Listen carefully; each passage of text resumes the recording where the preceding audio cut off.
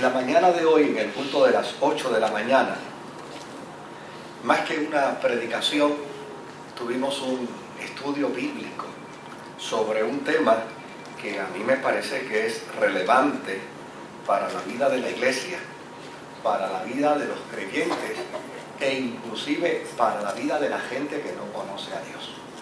Mire qué interesante.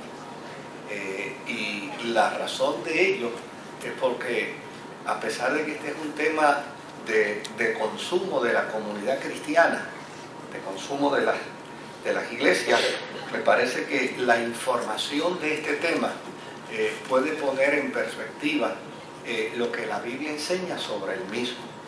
Sobre todo cuando hay tanta gente que descontextualiza, que sacan de información correcta el tema y lo ponen en una posición que realmente no es, bíblicamente hablando, la más correcta.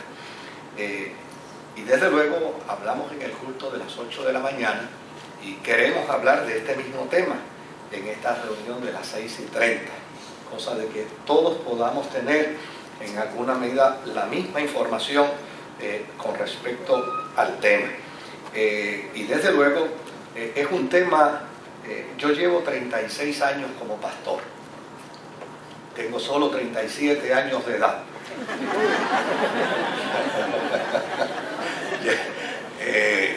Y desde luego en estos 36 años como pastor yo rehuyo hablar del tema, no porque no sea bíblico, no porque no sea un tema de relevancia, sino porque yo parto de una premisa distinta. Yo parto de la premisa de lo que nos presenta las Sagradas Escrituras en el capítulo 3 de Proverbios y versículo 9, que es el pasaje bíblico que yo quiero que leamos brevemente, donde dice: honra al Señor con tus riquezas y con los primeros frutos de tus cosechas. O sea, yo personalmente creo que todo hombre, que toda mujer que tiene un encuentro con Dios, en lo profundo de su ser, en lo profundo de su corazón, desarrolla un sentido de generosidad. Esto es un proceso natural en la vida de todo hombre y de toda mujer cristiana. La generosidad se empieza a desarrollar, es como entrar en el proceso mismo del corazón de Dios.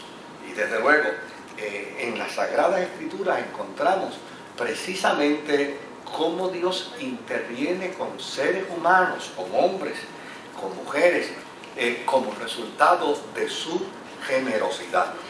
Y desde luego, esa generosidad la iglesia la transmite en el acto del ofrendar y en el acto de diezmar.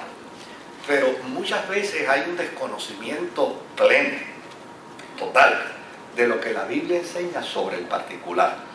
Y desde luego se desarrollan unos discursos bien estériles, donde algunas personas empiezan a buscar pasajes bíblicos en la Sagrada Escritura para apoyar el diezmo. Y otros empiezan a buscar pasajes bíblicos para no apoyarlo. Es decir, van a la Biblia para que la Biblia los apoye en términos de dar, en términos de ofrendar, y otros van a la Biblia para buscar el apoyo bíblico en términos de no dar, ¿verdad? De cómo logro no dar, cómo logro no ofrendar. Y a mí personalmente se me hace un poco incómodo entrar en este tipo de proceso, porque considero que este es un discurso estéril. Pues lo importante del Evangelio no es hablar de cómo dar, ni cómo buscar la forma de no dar. Lo importante del Evangelio es el querigma del Evangelio, es la proclamación del Evangelio, porque lo otro sería como enfocarnos en el dinero.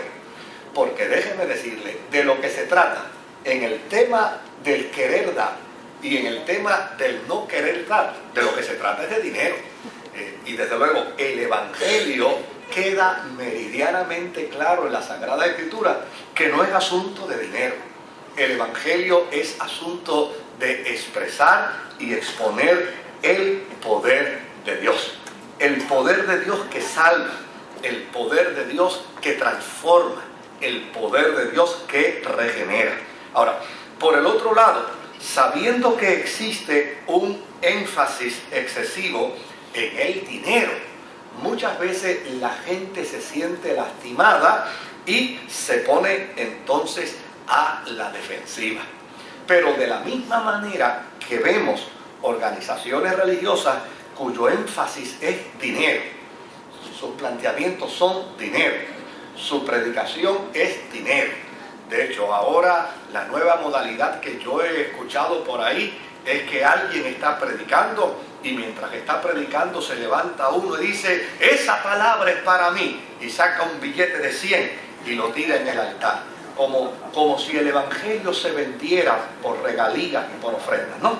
Pero si es cierto que hay ese exceso, esa actitud que en ocasiones lleva a uno a pensar si el culto verdadero es a Dios o si el culto verdadero es a Mamón, el Dios del dinero.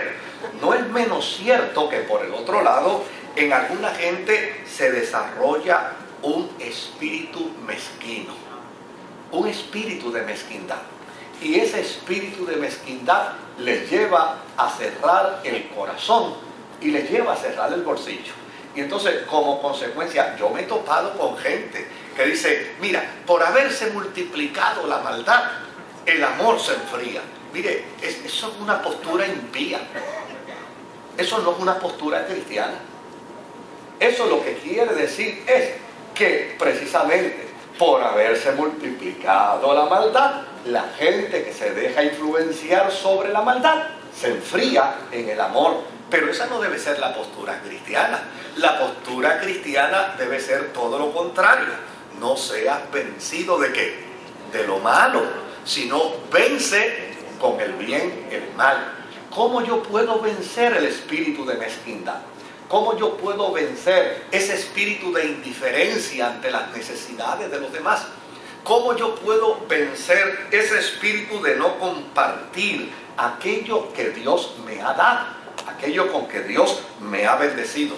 Pues tengo que hacerlo dentro del marco y dentro del contexto de la generosidad. Ahora, yo quiero compartir con ustedes en esta noche lo que yo considero es la A a la Z del tema del diezmo, desde el punto de vista bíblico, de lo que la Biblia enseña. Y yo quisiera primero que vayamos a 2 de Corintios, al capítulo 9. 2 de Corintios, capítulo 9, versículo 6 y versículo 7.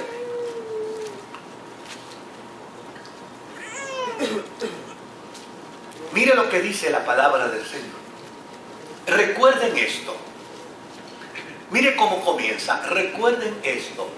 El que siembra escasamente, ¿qué le pasará?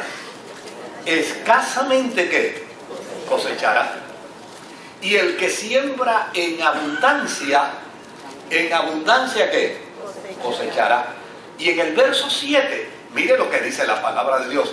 Cada uno debe dar según lo que haya decidido en su corazón, no de mala gana, ni por obligación, porque Dios ama al que da con alegría.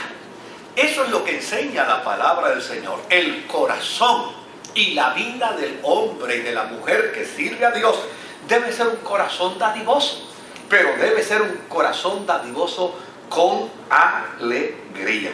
Ahora, cuando hablamos de las ofrendas y de los diezmos desde el punto de vista de la fe, desde el punto de vista cristiano, la primera pregunta que debemos hacer: ¿de dónde salió ese embeleco? ¿De dónde salió eso del diezmo? ¿Quién inventó esto?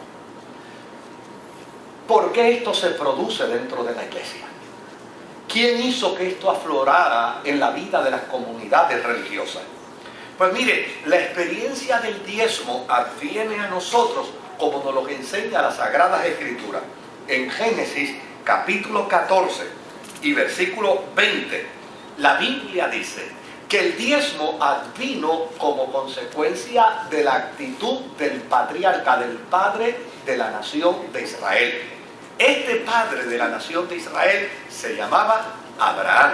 Génesis capítulo 14 y versículo 20. Y dice que este hombre, luego de una batalla y luego de conseguir un botín que consiguió de esa batalla, fue hasta donde Melquisedec. Y cuando llegó donde Melquisedec, que era el sacerdote, lo bendijo, le puso las manos y entregó sobre Abraham una bendición. Y dice la Biblia que después que Melquisedec le dijo: bendito sea el Dios Altísimo que entregó en tus manos a tus enemigos. Dice entonces que Abraham le dio el diezmo ¿de qué? El diezmo de todo. Fíjese que el origen del diezmo es como consecuencia de un hombre llamado Abraham, que a la sazón es el padre de la nación de Israel. Por el otro lado, ¿qué enseña la palabra de Dios? En Génesis capítulo 28 y verso 22, la palabra de Dios nos enseña que un hijo de Abraham, llamado Jacob, tuvo un encuentro con Dios en Betel. Y luego de ese encuentro con Dios, dice que puso como testigo una piedra. Y dice: y esta piedra que yo erigí como pilar será casa de Dios. Y de todo lo que Dios me dé, la 10ª parte se la daré a él. O sea, es como resultado de Abraham y es como resultado de Jacob, patriarcas de la nación judía, que en Israel se fue desarrollando el concepto de diezmo. Israel entendió perfectamente que la experiencia del diezmo trajo bendición a sus patriarcas, que la experiencia del diezmo trajo bendición a Abraham y trajo bendición a Jacob. Y por lo tanto, entonces ellos establecieron el diezmo dentro del culto judío. Si vemos el libro de Números, en el libro de Números, en el capítulo 8 y versículo 18, Números capítulo 8 y versículo 18, dice: sin embargo, he tomado a los levitas en lugar de todos los primogénitos de los israelitas. ¿Qué quiere decir esto? Pues que, desde luego, Israel tiene 12 tribus. Y dentro de esas 12 tribus hay una tribu que se llama la tribu de Leví, la tribu de los levitas. Y desde luego, Dios separó a la tribu de los levitas para convertir a los levitas en sacerdotes, para convertir a los levitas en los que tuviesen la responsabilidad del culto dentro de Israel. A estos levitas, Dios los privó de todo. Note bien, cuando Israel conquistó las tierras de Canaán y se fueron a repartir las tierras, eran 12 tribus. A las 12 tribus no se les dio. Se les dio solo a 11 tribus. A la tribu de Leví no se le dio tierra.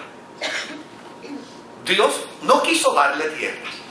Simplemente le dijo a las 11 tribus: ustedes, ahora, de lo que yo les he dado, ustedes le darán el diezmo a los levitas.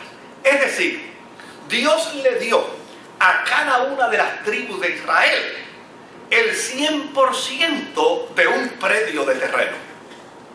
Y de ese 100% de esa región de terreno, Dios le dijo: de este 100, ustedes le van a dar a los levitas, ¿qué?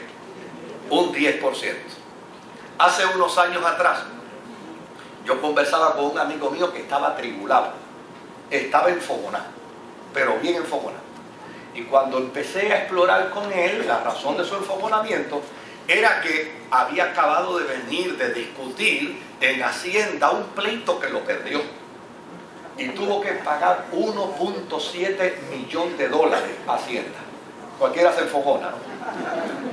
Pero cuando él me estaba planteando su molestia, ¿saben cuál fue mi respuesta? Mi respuesta fue: a mí me gustaría pagarle a Hacienda 4 millones de pesos. Veo que tú dices que a mí me gustaría estar discutiendo contigo, que tú me digas que tú pagaste 1.7 y yo puedo decir, yo pagué 4 millones. Porque si yo pago 4 millones, quiere decir que yo me gané 10. Así que si tú pagaste 1.7, quiere decir, chicos, que tú ganaste. Malo era que no hubieras podido pagar nada. Claro, en el coraje que él tenía, como que no le gustó mucho lo que yo le dije. Pero a fin de cuentas, oiga, si todo lo que tenemos lo recibimos de Dios, porque como dice la Escritura, todo don perfecto y toda buena dádiva proviene ¿de quién? Proviene del Padre de las luces. Pues si Dios me da a mí $100 y me dice: Moisés, te voy a dar $100, y de estos $100 yo quiero que tú des a mi obra 10. Oiga, ¿a quién le puede dar coraje que le den 100 para que dé 10? Ahora, ¿por qué adviene una respuesta contraria? ¿Por qué adviene una resistencia contraria? Porque obviamente muchos de los seres humanos nos quedamos en la etapa de los 2 años. En la etapa de los 2 años es esa bendita etapa de nuestros hijos, cuando nos piden M&M y nosotros le compramos la bolsita completa y después usted le dice: dame un M&M, y cierra la bolsita y dice: no quieren compartir, ¿verdad? Oye, pero si te estoy regalando la bolsita de M&M, dame un M&M. No. Pero claro, se comen los M&M y después le piden a uno ¿qué? Más. Porque hay gente que del Padre Nuestro lo único que les gusta es el vénganos. Les encanta que Dios le dé. Pero Dios le dice: mira, de lo que yo te estoy dando, yo quiero que tú des a mi obra ¿qué? El 10%. Ahora, si vemos Números capítulo 18, verso 23 y verso 24, mire lo que dice. Dice: por eso únicamente los levitas servirán en la tienda de reunión y cargarán con la culpa de los israelitas. El siguiente es un estatuto perpetuo para todas las generaciones venideras. Oiga bien, el siguiente es un estatuto perpetuo para todas las generaciones venideras. Los levitas no recibirán herencia entre los israelitas. Verso 24 dice: porque yo les he dado como herencia los diezmos que los israelitas ofrecen al Señor como contribución. Por eso he decidido que no tengan herencia entre los israelitas. Note bien que fue Dios el que determinó en Israel que a los levitas solamente les tocara un diezmo, nada más que un diezmo. Ahora, si son 11 tribus y cada tribu da el diezmo, entonces ¿cuántos reciben los levitas? 110%. Y 110% es más. Ahora, ¿eso es justo? No es justo. No es justo. ¿Y sabe lo que Dios hizo? Dios hizo entonces que los levitas dieran el diezmo de los diezmos. ¿Y cuánto es el diezmo de 110? 11. Es decir, que los levitas entonces tendrían que 99. Ahora, ¿para qué entonces se le exigía que dieran el 10%? Fíjense lo que establecía. Vamos a Números capítulo 18 y verso 26. En Números capítulo 18 y verso 26 dice: cuando les dijera a los levitas, cuando reciban de los israelitas los diezmos que les he dado a ustedes como herencia, ofrézcanme como contribución el diezmo ¿de qué? El diezmo de los diezmos. Es decir, ustedes también van a diezmar. Ustedes también van a dar. Ustedes también van a aportar.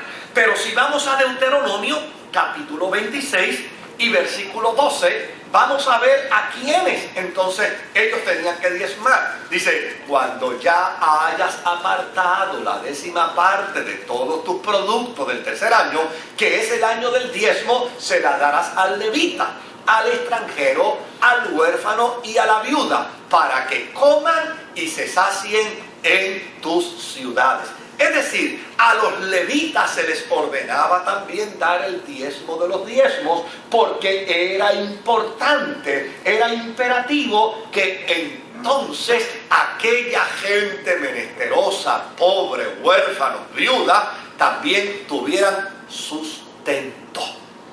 Esto fue lo que Dios estableció en Israel. Ahora, mire lo interesante. Leímos ahorita que dice que este era un precepto perpetuo para las generaciones futuras. Escuche bien lo que les voy a decir. Todavía al día de hoy, los judíos, todavía al día de hoy, los judíos diezman.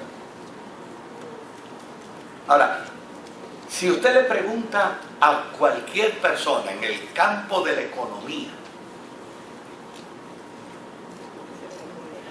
¿cómo han subsistido económicamente los judíos? Los judíos siempre económicamente han sido prosperados. Los judíos tienen control en muchas áreas de la economía. Para ellos, dar el diezmo es como entender que Dios los va a seguir bendiciendo. Es como entender que Dios los va a seguir prosperando. Es como entender que Dios va a seguir bendiciéndolos de manera especial. Hace unos años atrás yo estaba con un jíbaro en su casa, agricultor. Me enseñó una mata de gandules que tenía. Y la mata de gandules la tenía con una serie de palitos puestos, porque era tanta las vainas de gandul que tenía, que la mata casi se caía. Y me dijo, pastor, mire para que usted vea qué belleza de mata de gandul. Y yo fui a ver la mata de gandul. ¿Y sabe qué me dijo? Pastor, y pensar que lo que sembré fue uno solo. Uno solo fue el que yo sembré. Un solo gandul, y mire para allá. Y cuando terminó de decirme eso, inmediatamente me dijo, ¿sabe, pastor? Así es Dios. Damos poco y Él nos da mucho. Mucho más abundantemente de lo que esperamos o de lo que pedimos. Ahora, para Israel, el concepto del diezmo como resultado del modelaje que Abraham les dio fue tan serio y tan serio, que cuando Israel vivía crisis económicas, cuando Israel vivía situaciones de dificultad, que los viñedos no le producían, que la agricultura no le producía, que las cosechas se le dañaban, ellos consultaban a los economistas, ellos consultaban a los que sabían, pero terminaban yendo donde los profetas y le preguntaban a los sacerdotes, ¿por qué razón se nos dañan las cosechas? ¿Y sabe cuál era la primera pregunta que le hacían los profetas? ¿Cómo vas en tus diezmos al Señor? Si leemos Malaquías capítulo 3 y versículo 8, mire lo que le dice el profeta a la nación de Israel en un momento dado. Les dice, ¿acaso roba el hombre a Dios? Ustedes me están robando. Y todavía me preguntan, dice el profeta, ¿en qué te robamos? Y le dice, me roban en los diezmos y en las ofrendas. Para Israel, dar el diezmo era algo parte de su experiencia misma de vida. Y no darlo era como cerrarse las ventanas de bendición que Dios provee para los que dan, para los que son generosos. Ahora, déjeme pasar a otro estadio. Porque a fin de cuentas, todo lo que he dicho hasta ahora concierne a Israel. Yo no he dicho nada para nosotros. Yo he dicho que la práctica del diezmo entre los judíos es una práctica que hasta el día de hoy ellos realizan. Y la realizan entendiendo que cuando se le da a Dios, Dios les bendice.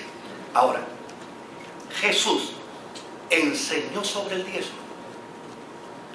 La pregunta tiene una respuesta. ¿Y sabe cuál es la respuesta? No. A lo mejor alguien se pondrá contento ahora si me está viendo. Ay, por fin llegó a la verdad. Por fin llegó a la verdad. No. Jesús no enseñó sobre el diezmo. ¿Y sabe por qué Jesús no enseñó sobre el diezmo? Porque en Israel diezmar era algo que se daba por sentado.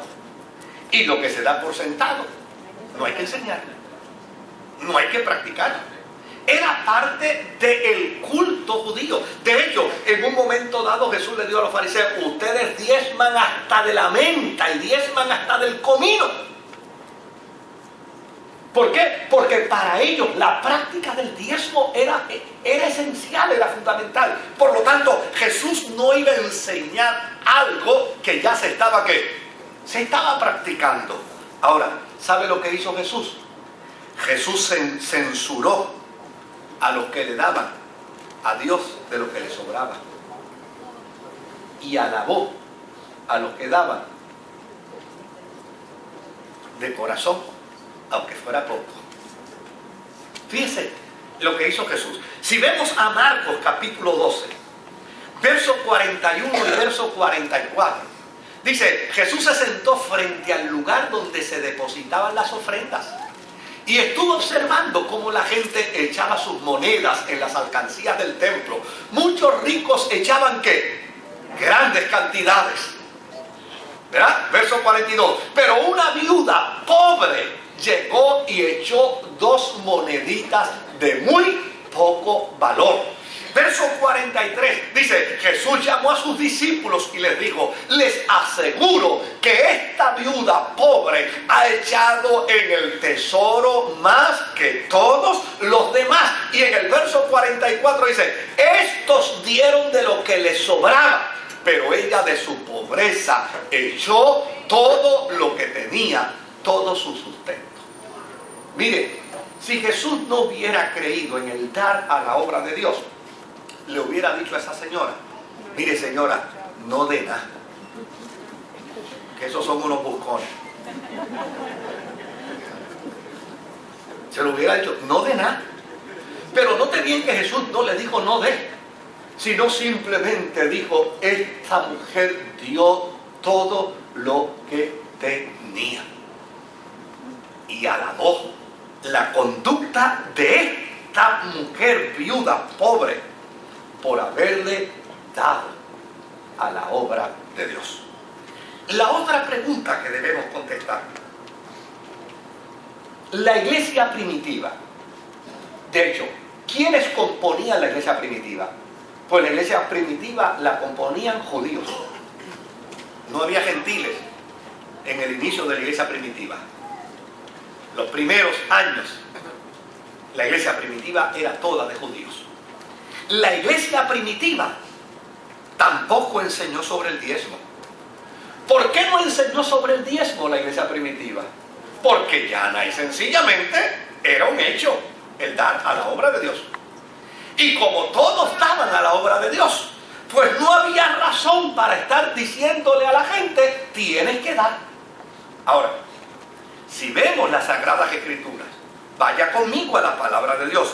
En Hechos capítulo 2, verso 43 al 47, dice Lucas: todos estaban asombrados por los muchos prodigios y señales que realizaban los apóstoles.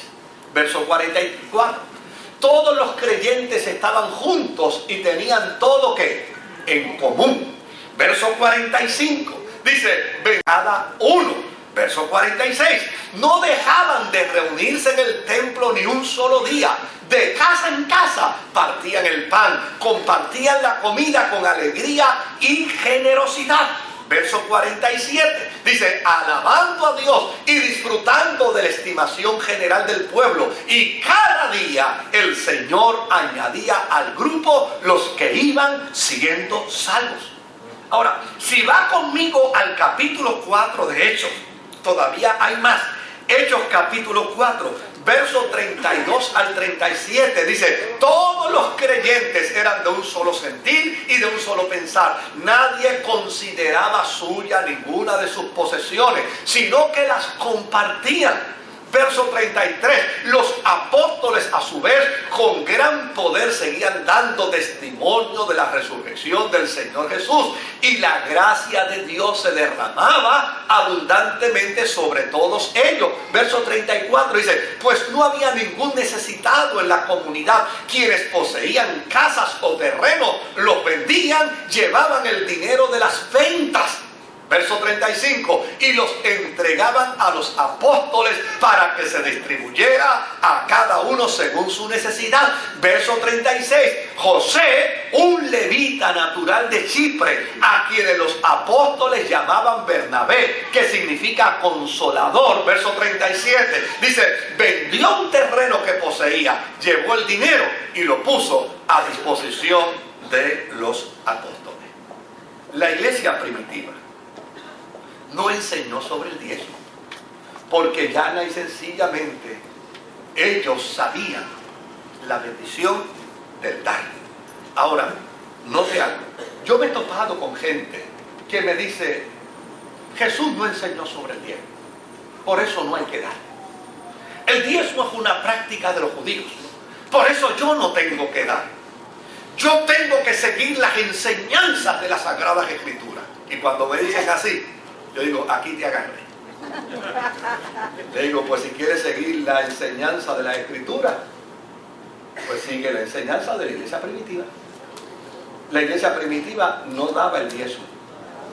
La iglesia primitiva lo daba ¿qué? Todo. Pero ¿sabe qué descubro? Que los comentarios son para alabar la mezquindad. ¿Se da cuenta? Los comentarios son para no dar. Pues mira, si la iglesia primitiva no hablaba sobre el diezmo, porque ella cambió su posición y decidió que en lugar de dar 10, lo iban a dar todo. Desde luego, esto no funcionó. ¿Y sabe por qué no funcionó, queridos? Yo les voy a decir. ¿Sabe por qué no funcionó? Porque el diezmo es una responsabilidad de mayordomía. Y una responsabilidad de mayordomía, ¿sabe lo que eso quiere decir? Que Dios te da a ti para que tú administres sabiamente lo que Él te da. ¿Sabe qué quiere decir eso? Que a ti nadie te tiene que manipular para dar. Que nadie tiene que meter la mano en tu bolsillo. Nadie tiene que meter la mano en tu bolsillo. Que nadie te tiene que manipular ni con nuevas revelaciones, ni con nuevas visiones, ni con nada de esas tonterías para sacarte los chavos del bolsillo. Tú eres administrador de lo que Dios te da. Por eso el proceso en la iglesia primitiva no funcionó, porque Dios prefiere poner la responsabilidad de la mayordomía en la vida de la persona a quien bendice. Y si Dios te bendice a ti, tú eres responsable de los bienes que Dios te ha dado en bendición, para que sepas que dentro de esa responsabilidad tú debes dar a la obra de Dios como Dios pone en tu corazón. Tú debes dar a la obra de Dios como Dios dicta a tu conciencia, pero nota bien como lo enseña el apóstol San Pablo, porque hay otra pregunta que yo quiero contestar. ¿Enseñó el apóstol San Pablo sobre los diezmos? La respuesta más honesta es no. Pablo no enseñó a los gentiles sobre los diezmos. Ahora, lo importante es saber por qué no enseñó sobre los diezmos a los gentiles. ¿Sabe por qué no les enseñó? Porque los diezmos es un lenguaje judío. Y los gentiles no entendían ni papa ese lenguaje. Los gentiles no sabían lo que significaba esa palabra. Esa palabra no es griega, esa palabra es judía. Esa palabra y ese contexto y ese entendimiento no estaba entre los griegos, estaba solo entre los judíos. Ahora, ¿Pablo eliminó el concepto? No, Pablo sustituyó el concepto. ¿Y sabe por qué lo sustituyó? Sustituyó la palabra diezmo por ofrenda apretada, por ofrenda generosa, por ofrenda liberal, implicando con ello ¿qué cosa? Que es deber y responsabilidad de todo hombre, de toda mujer que sirve a Dios, darle a Dios de lo que recibe. Miren, yo le dije al principio que llevo 36 años como pastor. Y le dije al principio que este es el tema que para mí es más incómodo. Pero he vivido experiencias hermosas con este tema. Doña Carmela Hiraldo. Doña Carmela Hiraldo era una mujer muy pobre de una de las iglesias que yo he pastoreado. De hecho, un día camino yo hacia mi trabajo, yo trabajaba en Ponce, dirigía la oficina de admisiones de una universidad. Y camino hacia mi trabajo me llamó la tesorera de la iglesia. Y me dijo, pastor, lo estoy llamando para decirle que a doña Carmela le cogió fuego la casa y se le quemó el cuarto y perdió su jueguito de cuarto.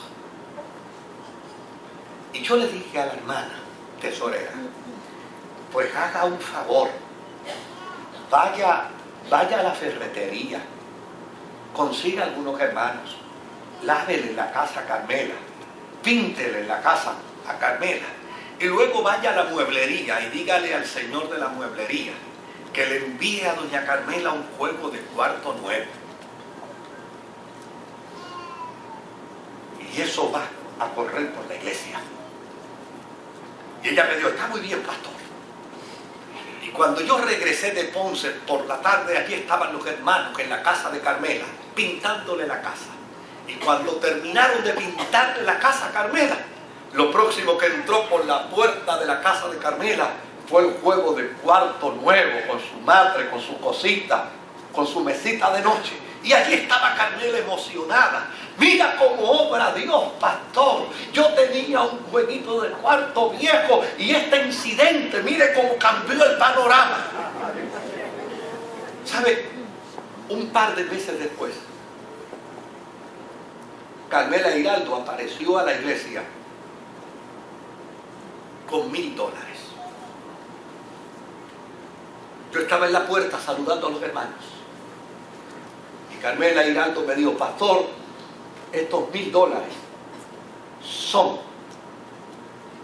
para el protemplo de la iglesia. Y como yo conocía la situación económica, le digo, Carmela, ¿y de dónde tú sacaste eso, chavo? Y me dijo, es que hubo una división de una herencia, pastor. Y me tocaron unos chavitos. Y lo primero que vino a mi mente fue, estos chavitos son para el templo nuevo. Y yo le dije a Carmela Hiraldo estas palabras. Le dije, Carmela, tu acto de darlo es como si ya los hubiera dado. Coge ahora tu chavito, échalos en tu carterita y llévatelos.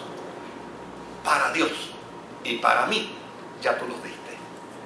Y Carmela Hiraldo me dijo, eso no es así, pastor. Eso no es así.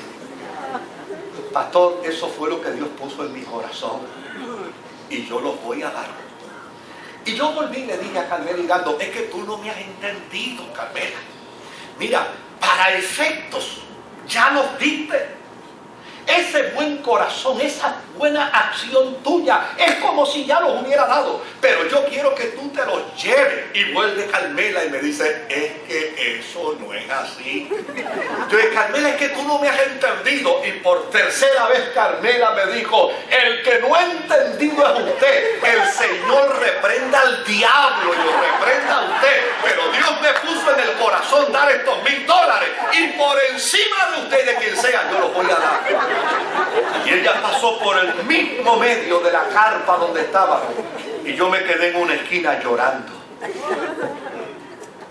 Yo no podía entender cómo una mujer pobre, que un mes atrás no tenía ni siquiera para comprarse una camita, estaba dispuesta a desprenderse de $1000, de qué sé yo cuánto le habían dado, porque su sueño era que la iglesia de Trujillo Alto tuviera un templo.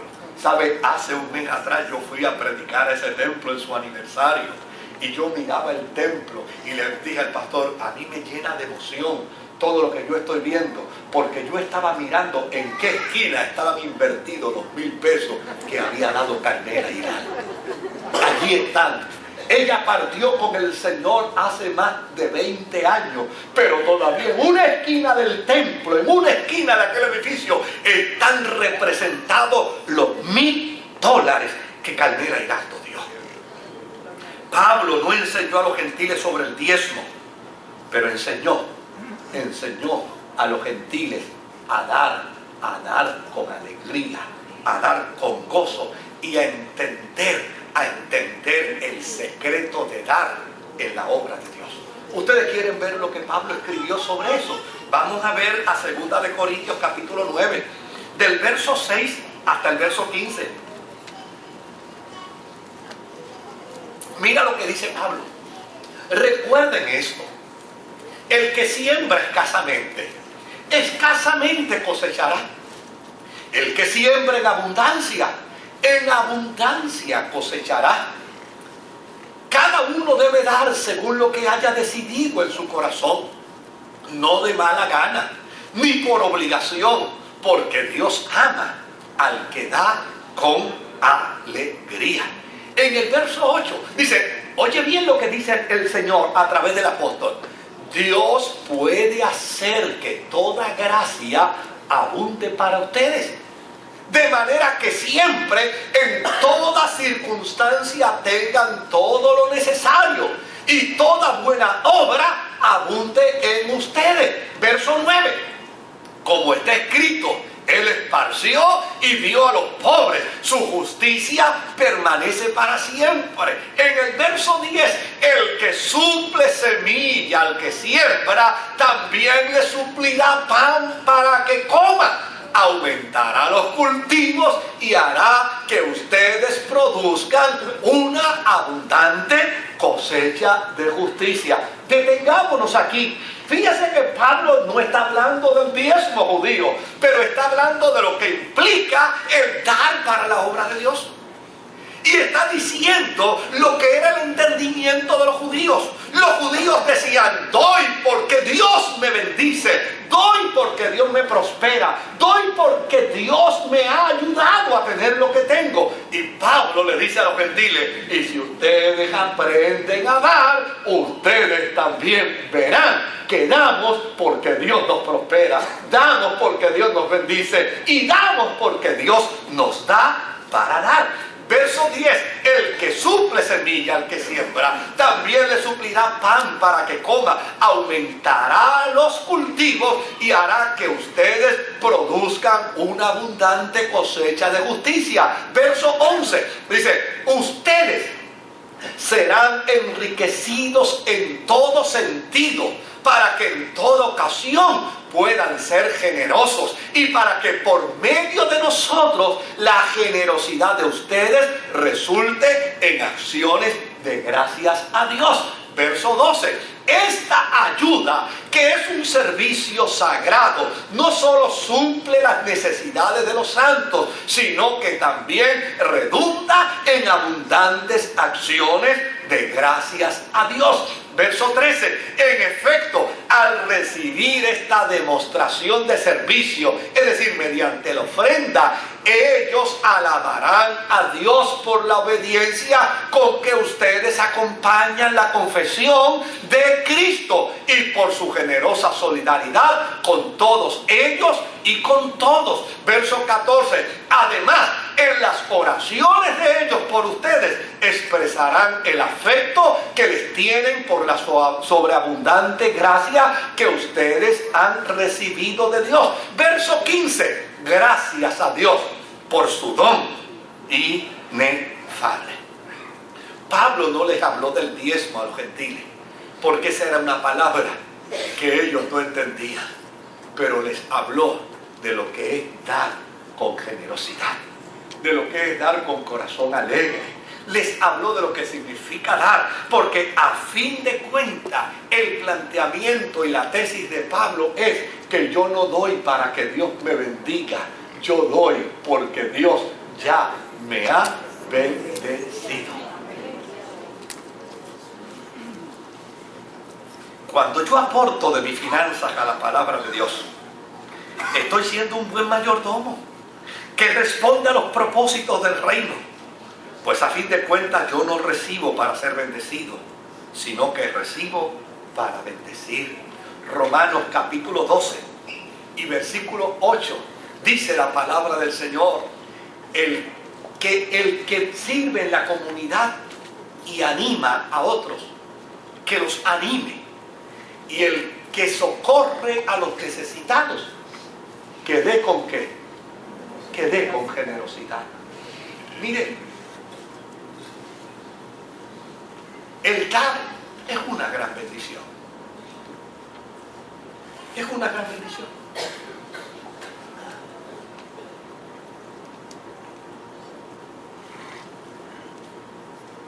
En 36 años como pastor,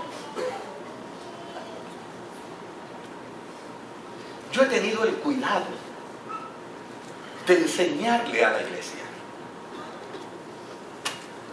que la función del pastor no es aprovecharse de los beneficios de los demás, ni de las oportunidades de los demás. No.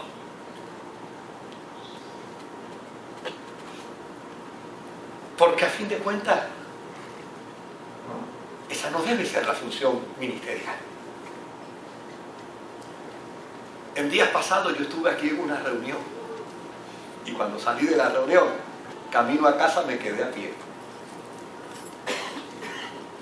Y se detuvo un hermano y me dijo: pastor, este problema lo vamos a arreglar de inmediato. Y yo le dije: ¿tú eres mecánico? Me dijo: no. Y dije: ¿pero conoces un mecánico? Bueno, sí, pero a esta hora no van a venir para acá. ¿Sabes de alguien que tenga una grúa? Me dice: no. ¿Y cómo lo vamos a resolver?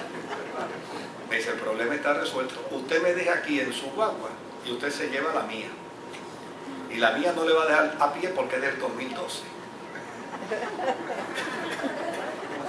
Mis valores como cristiano, mis valores como pastor, es que eso yo no lo puedo hacer bajo ninguna circunstancia. Le dije: no, querido.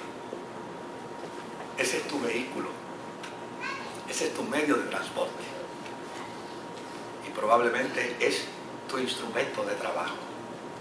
No es justo, no sería justo que yo te deje a pie aquí, me monte en tu vehículo y diga: ay, qué bendición, Dios, como tú respondes a tus hijos, como tú bendices a tus hijos, y Dios me bendiga a mí, te fastidia a ti. No puede ser. Eso no es un principio cristiano. Yo te lo agradezco muchísimo. Pero pues vamos a remolcarla. Y le dije: tampoco eso es un principio cristiano. Yo no puedo pretender que ese vehículo nuevo tuyo tú lo utilices para remolcar el viejo mío y que en el camino se te dañe la transmisión. Ese chico, no te hagas el difícil, ¿cómo te voy a ayudar?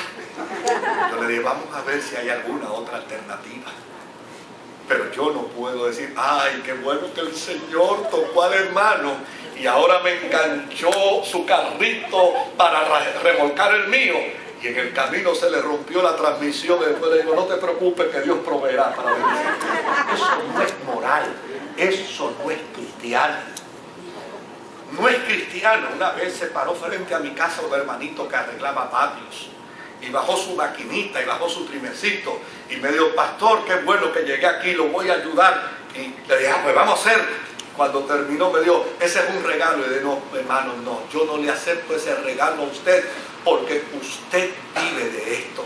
Yo no puedo entender que una bendición para mí es la pérdida de un hombre que trabaja y que con el sudor de su frente hace una gestión. No, querido, no hay bendiciones para mí que perjudiquen a otro. Ese no es el Evangelio, eso no es lo que la Biblia enseña, pero sí la Biblia enseña con perfecta claridad que cuando damos a la obra de Dios generosamente, no al pastor, a la obra de Dios generosamente, Dios nos bendice, Dios nos prospera, Dios nos provee. Mire, hace años atrás, y aquí hay hermanos que son testigos de ello, años atrás, aquí llegó un hombre con $17,000 cash.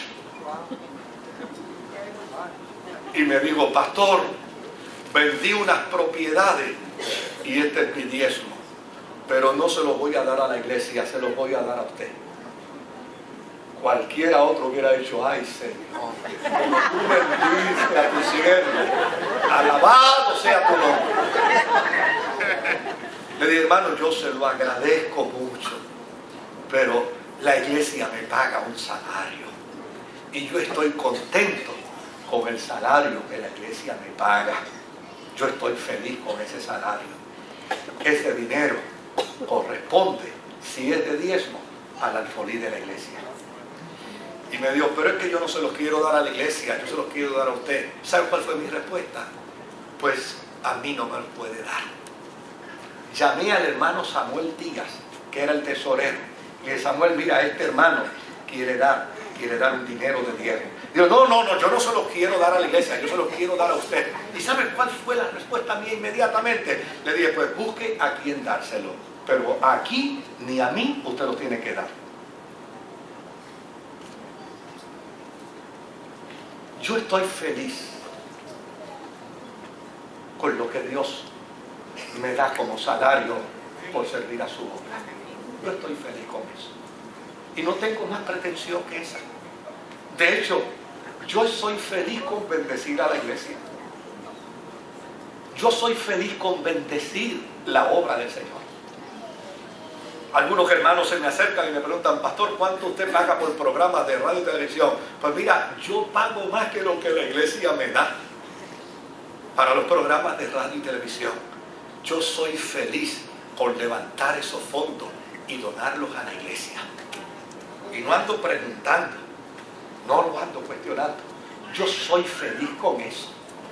Y yo pago $7,000 mensuales y la iglesia da una ofrenda de $3,000. Y es mi responsabilidad cada mes buscar $4,000 extra para bendecir la iglesia con ministerios de radio y con ministerios de televisión. Yo soy feliz con eso. Óigame, yo bendigo a Dios cada mes que pasa y Dios me puede proveer ese dinero para bendecir la obra de Dios.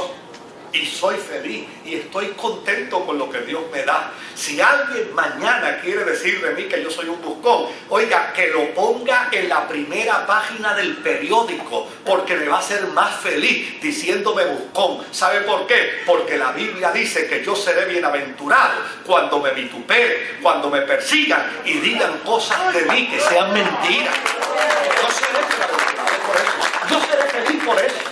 A mí no me atribulará eso bajo ninguna circunstancia. Yo no ando pidiendo dinero para mí. Yo no ando pidiendo dinero para mi causa. Yo planteo lo que la Biblia enseña, porque a fin de cuentas he descubierto en la palabra de Dios que cuando un hombre tiene un corazón dadivoso, Dios lo bendice.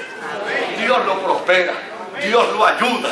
Dios le da, Dios le abre el cielo. Mire, vaya conmigo rapidito a Hechos capítulo 10, verso 30 y verso 31. Y mire qué dato interesante. Este es el testimonio de la conversión de Cornelio. Cornelio era un gentil. Cornelio no era un cristiano.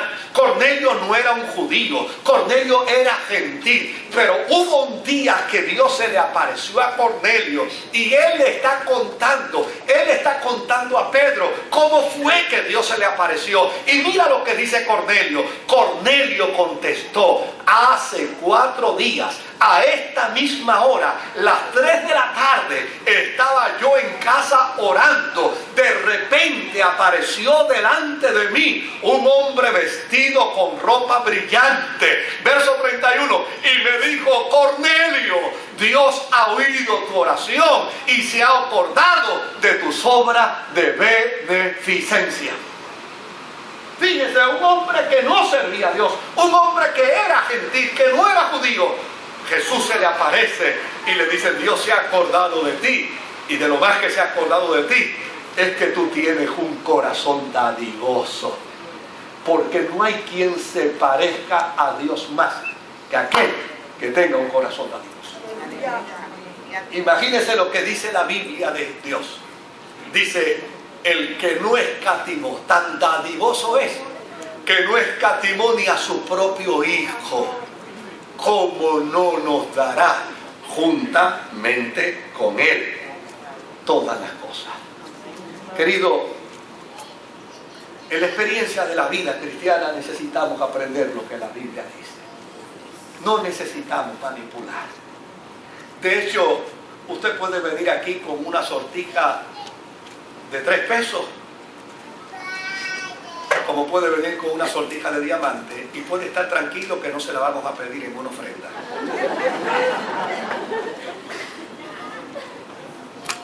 Y puede venir con un Casio, y puede venir con un Rolex presidente, y puede venir tranquilo que no le vamos a decir que lo echen en la ofrenda.